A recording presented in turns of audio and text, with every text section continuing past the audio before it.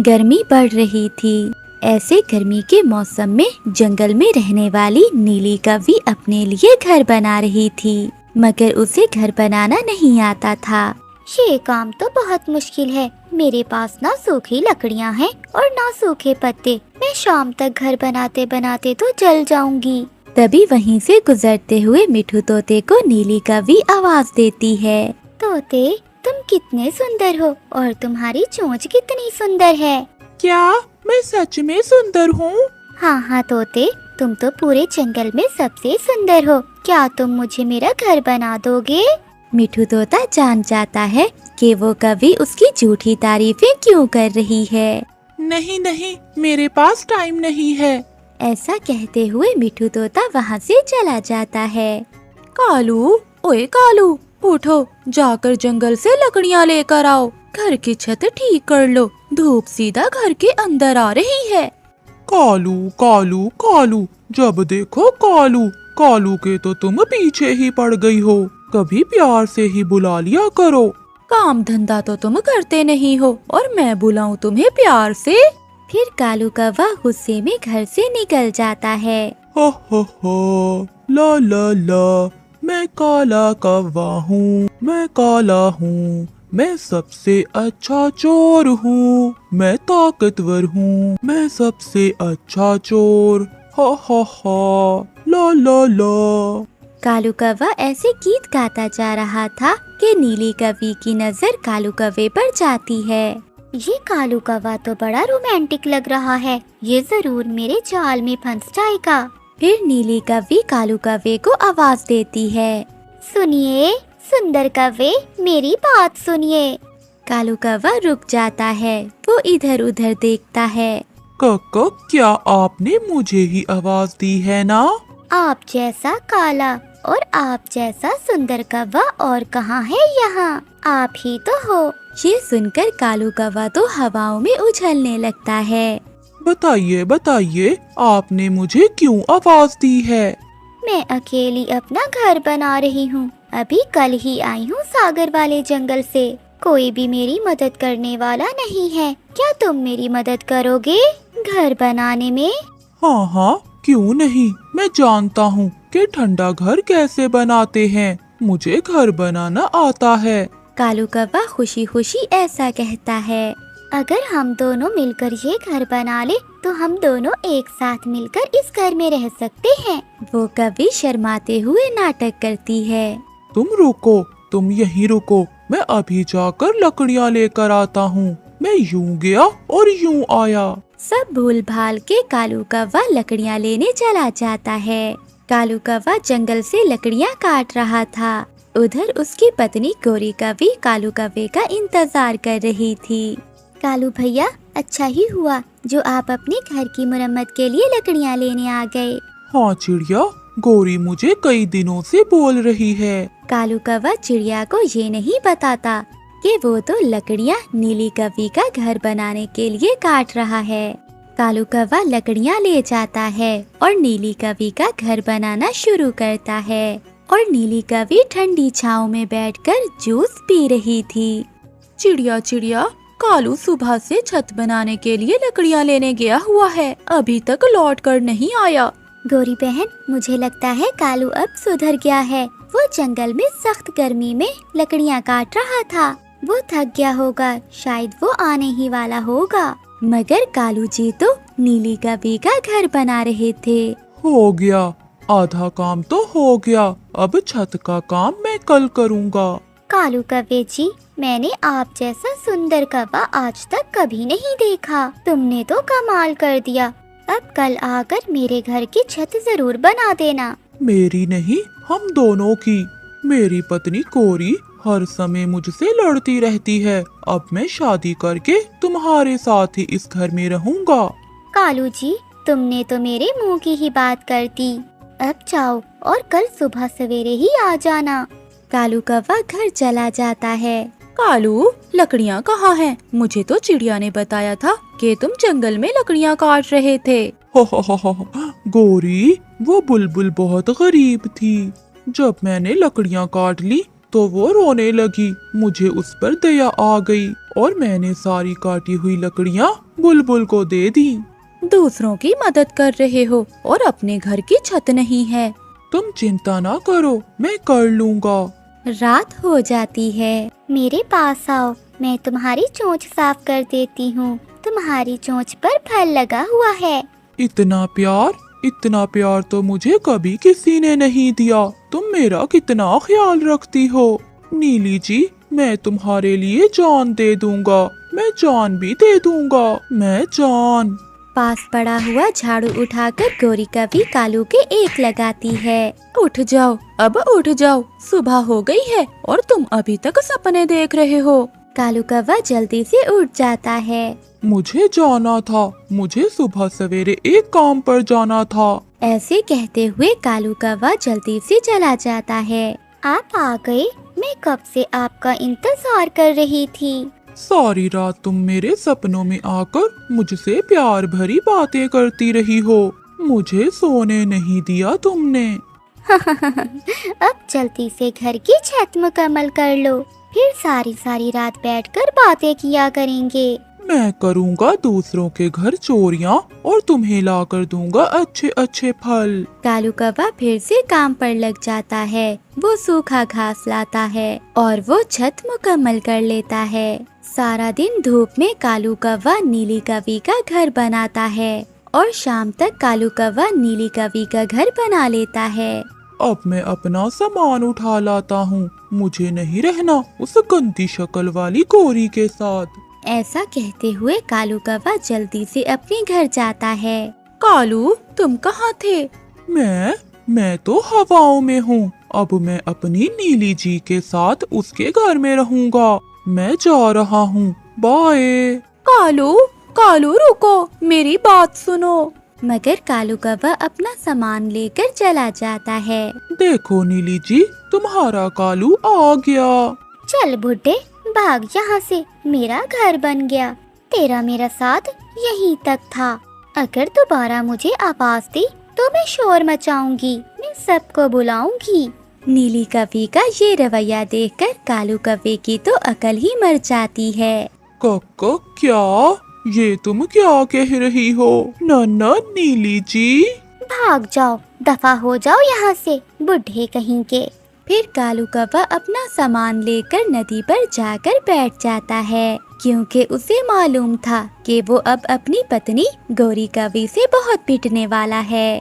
गोरी कवि रानू चिड़िया के घर मिठाई लेकर जाती है। चिड़िया, ये लो मिठाई खाओ। ये मिठाई किस खुशी में है गोरी बहन? चिड़िया बहन, मैंने अंडा दिया है। फिर तो बहुत खुशी की खबर है। चिड़िया बहन, मगर एक समस्या है। वो क्या गोरी बहन? मेरा पति आज विदेश के जंगल चला गया है। अब मैं अंडे का ख्याल रखूंगी या भोजन ढूंढ कर लाऊंगी? आपका पहला अंडा है, आप अपने अंडे का ख्याल रखना। रही बात भोजन की, तो वो मैं ले आया करूंगी। आखिर पड़ोसन हूँ मैं आपकी। चिड़िया बहन, तुम बहुत अच्छी हो। फिर गोरी कवि अपने घर लौट जाती है। कालू, अब तुम जल्दी से अपने मामा जी के पास चले जाओ और 1 महीना वहीं रहना। मैंने अपने भोजन का बंदोबस्त कर लिया है। अगर किसी को पता चल गया कि ये अंडा असली नहीं बल्कि प्लास्टिक का है, तो पक्षी मिलकर तुम्हें बहुत मारेंगे। तुम मेरी चिंता ना करो, मैं सब संभाल लूंगी। अब तुम चिड़िया से छुप कर जाना, क्योंकि मैंने उसे कहा है कि तुम विदेश गए हो। फिर कालू कौवा अपने मामा जी के पास चला जाता है। चिड़िया बहन, अब बस भी करो, इतना सारा दाना तुम क्या करोगी? तोते भैया, मुझे गोरी के लिए भी भोजन लेकर जाना है। आज उसने अंडा दिया है और मैंने उसे कहा है कि वो अंडे की रक्षा करे और भोजन मैं ले जाऊंगी। अगर ऐसा है तो हम सबको गोरी की मदद करनी चाहिए। फिर रानू चिड़िया गोरी कवि के पास जाती है। ये लो गोरी बहन भोजन, आज दाना ही मिला था।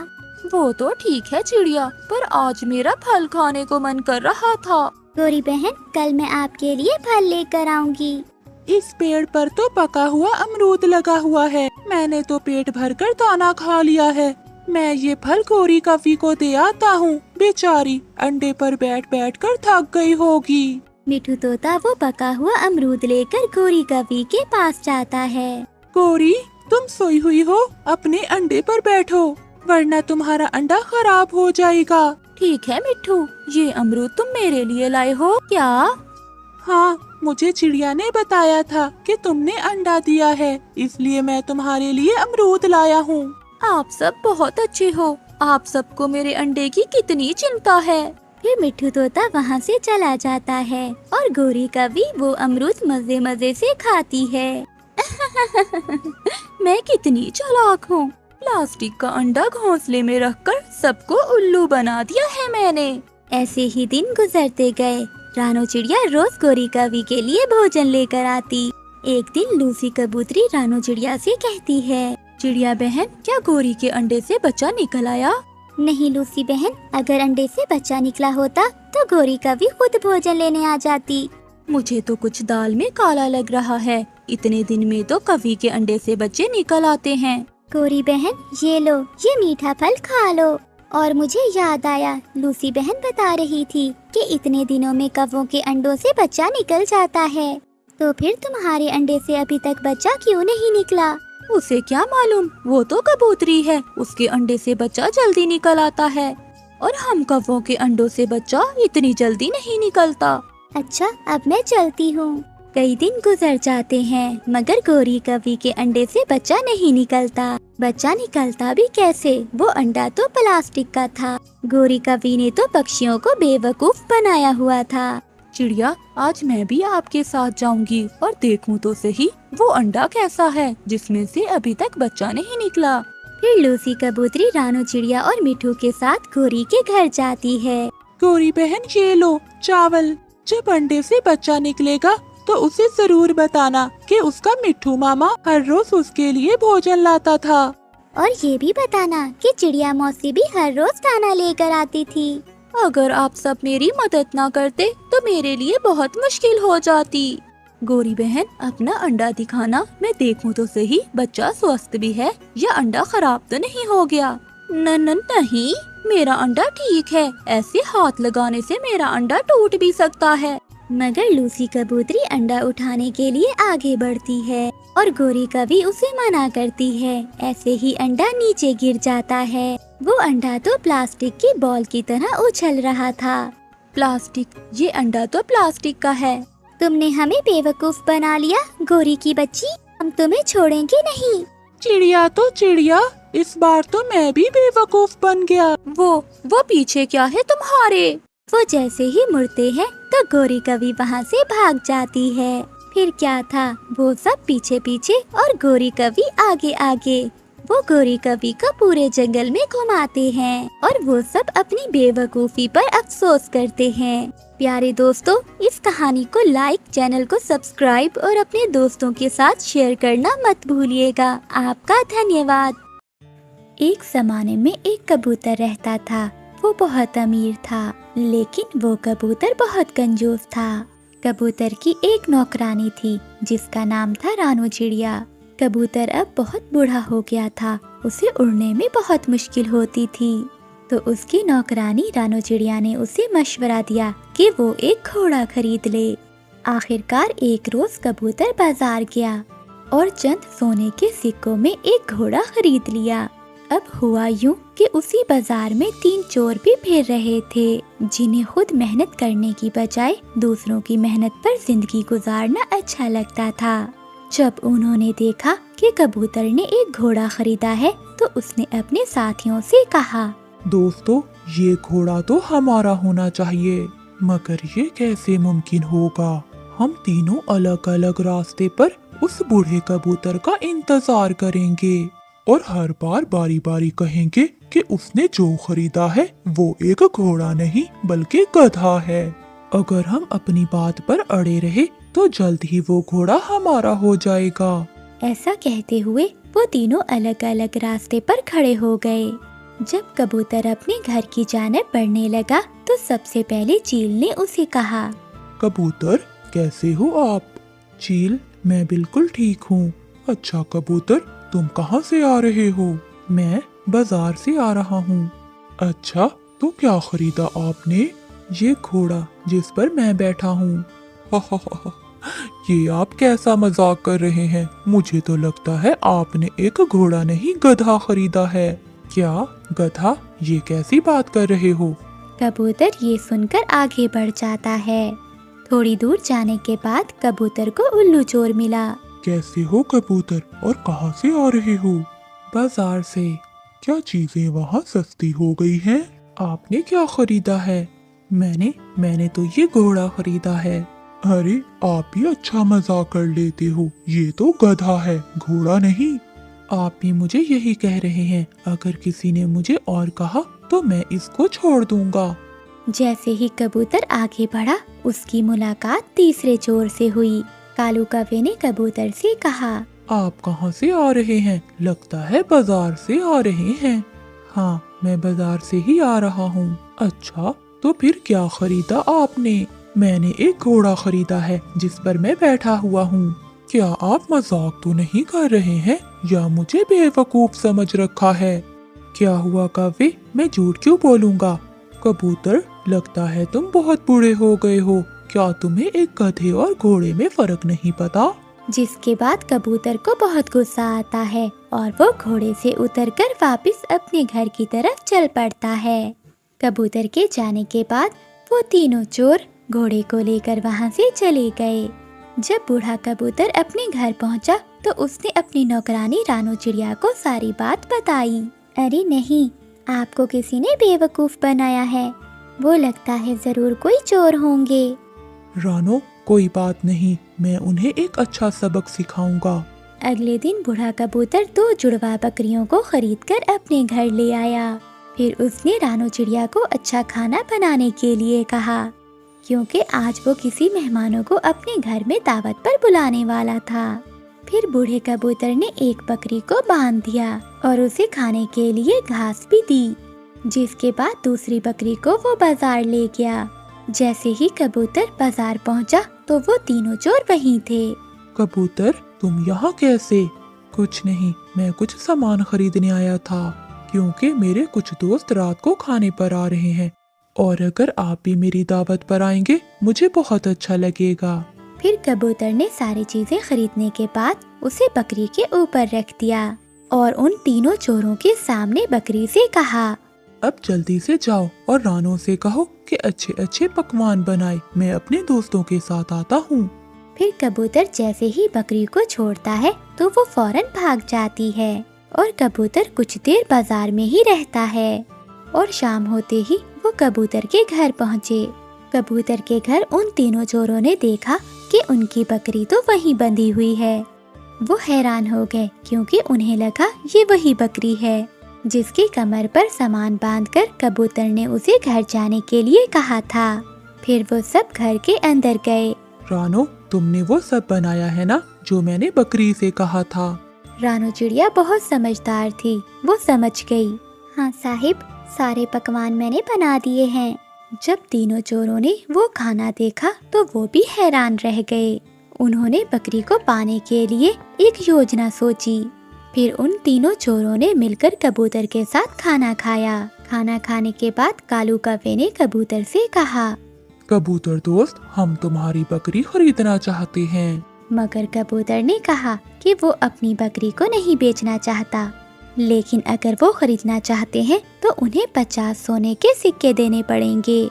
चोरों ने 50 सोने के सिक्के फौरन दिए और खुशी खुशी वो बकरी को ले गए। घर पहुंचने पर कालू कौवे ने अपनी पत्नी गोरी कौवी से कहा, कल शाम का भोजन मत बनाना जब तक मैं नहीं कहूँ। अगले दिन उन तीनों चोरों ने बाजार से सामान लिया और उसे बकरी की पीठ पर रख दिया और बकरी से कहा कि वो उनके घर जाकर बता दे कि क्या क्या बनाना है। जैसे ही उन्होंने बकरी को छोड़ा तो वो वहाँ से भाग पड़ी। शाम के समय जब वो तीनों अपने घर गए और अपनी पत्नी को खाना देने के लिए कहा, अरे तुम सब पागल हो क्या? अरे तुम्हें किसने कहा कि बकरी बातें कर सकती है? तुम तीनों के साथ वही हुआ है जो तुम दूसरों के साथ करते थे। तुम्हें ये सब उसी का नतीजा मिला है। इसी को कहते हैं जैसे को तैसा। सुबह सवेरे कालू कौवा चिड़िया के घर आता है। चिड़िया चिड़िया चलो, दाना लेने चलते हैं। रुको कव्वे, पहले मैं अपनी बेटी को नाश्ता दे दूं। तब तक तुम जाकर बाहर पेड़ पर बैठो। कालू कौवा बाहर जाकर पेड़ पर बैठ जाता है। रानू चिड़िया अपनी बेटी को नाश्ता देती है। गुड़िया बेटी, आपको अपनी मम्मा की बातें याद है ना? हाँ मम्मा, जब कोई आए तो कुंडी नहीं खोलनी, और कुंडी तभी खोलनी है जब मेरी मम्मा आए। हाँ गुड़िया बेटी, मेरी बेटी तो बहुत अक्लमंद है। फिर रानू चिड़िया और कालू कौवा दोनों घर से निकलते हैं। मैदान में चिड़िया को एक चने का दाना नजर आता है। चलो कव्वे कव्वे, वो देखो वहाँ कुछ है, हमें जाकर देखना होगा। चिड़िया, ये तो चने का दाना है। तुम्हारी चोंच छोटी है और कमजोर भी, ये तुमसे खाया नहीं जाएगा। कालू, ये चना मैं घर ले जाऊंगी और चक्की में पीसकर अपनी गुड़िया को आटा बनाकर खिलाऊंगी। मुझे भूख लगी हुई है, ये दाना तुम मुझे खा लेने दो। तुम्हारी बेटी के लिए हम कुछ और ढूंढ लेंगे। ठीक है कालू, अगर तुम ज्यादा भूखे हो तो तुम इसे खा सकते हो। कालू कौवा जल्दी जल्दी से वो दाना खा लेता है। ये चने का दाना खाकर बचपन याद आ गया, जब मेरी माँ हर रोज मेरे लिए चने का दाना लाया करती थी। कव्वे भैया, आप यहाँ बैठकर बचपन ही याद करते रहोगे या आगे भी चलोगे? मेरी बेटी भूखी है।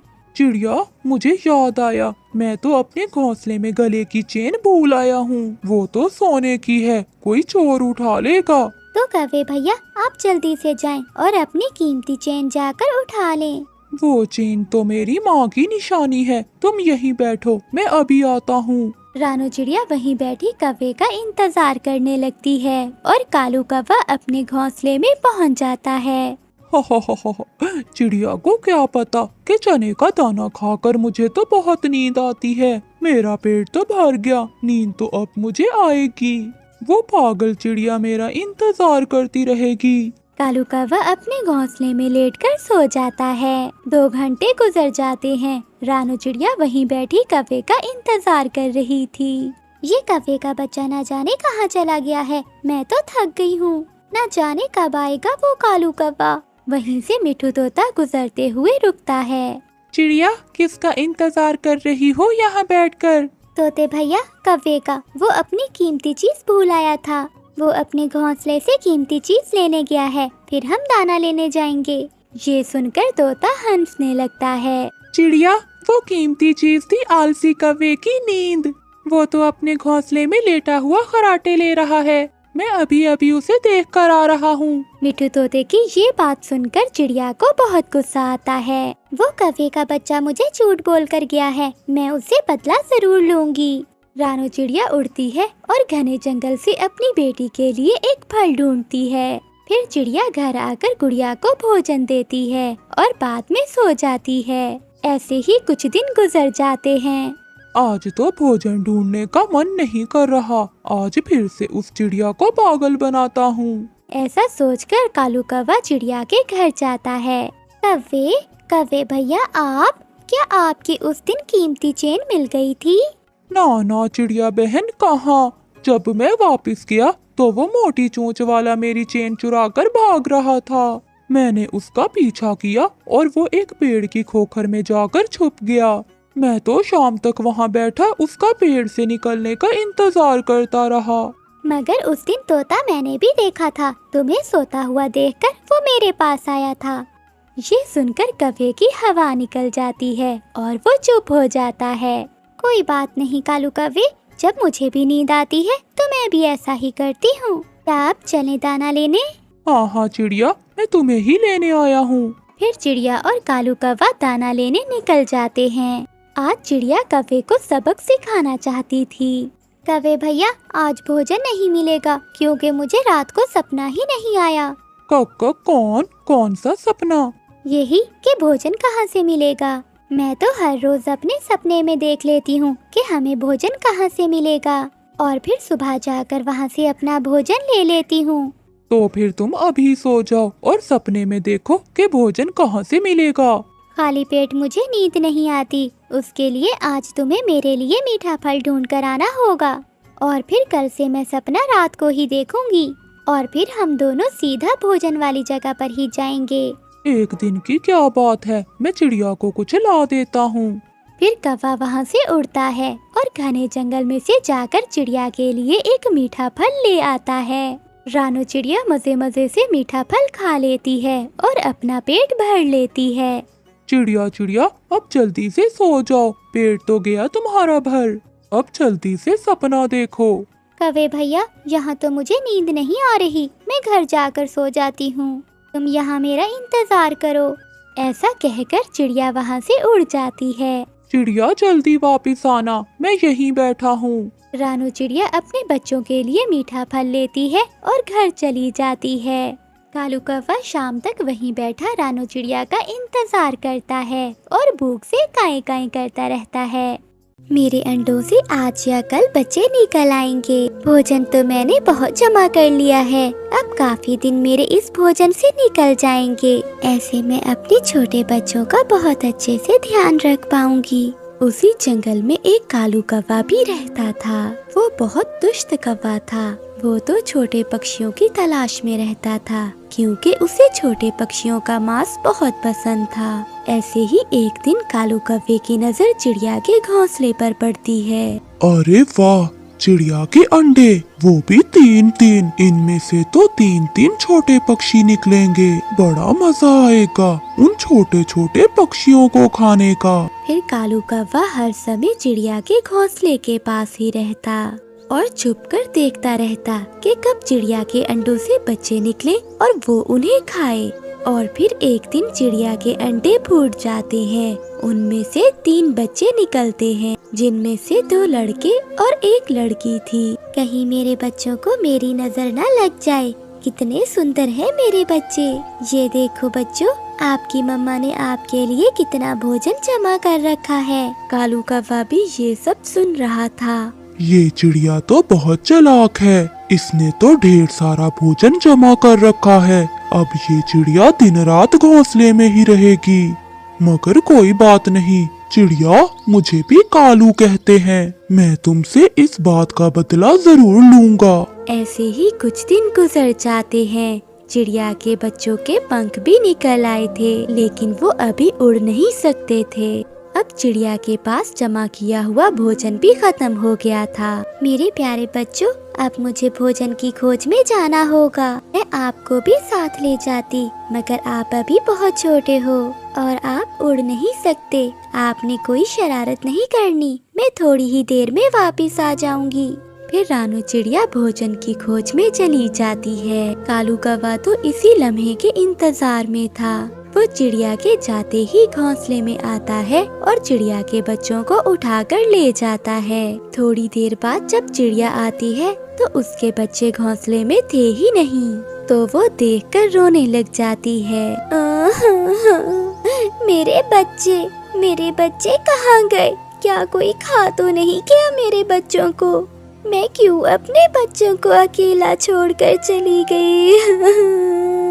फिर दुष्ट कौवा भी वहाँ आ जाता है। चिड़िया, तुम्हारे बच्चे मेरे कब्जे में हैं। दुष्ट कौवे, तुमने मेरे बच्चे क्यों उठाए हैं? जल्दी से मुझे मेरे बच्चे वापस कर दो, नहीं तो मुझसे बुरा कोई नहीं होगा। चिड़िया, तुमसे बुरा तो मैं हूँ। अगर तुमने अब चूं चां की तो तुम्हारे बच्चों को जान से मार दूंगा। तुम्हारे बच्चे मेरे पास सुरक्षित हैं और तब तक सुरक्षित रहेंगे जब तक तुम मुझे भोजन लाकर देती रहोगी। कौवे, ये तुम क्या कह रहे हो? मैंने कोई इतनी मुश्किल बात तो नहीं की जो तुम्हें समझ न आए। सीधी और साफ बात की है मैंने। अगर अपने बच्चों की जान बचानी है तो जैसा मैंने कहा है वैसा ही करो। कृपया करके आप मेरे बच्चों को कुछ न कहना।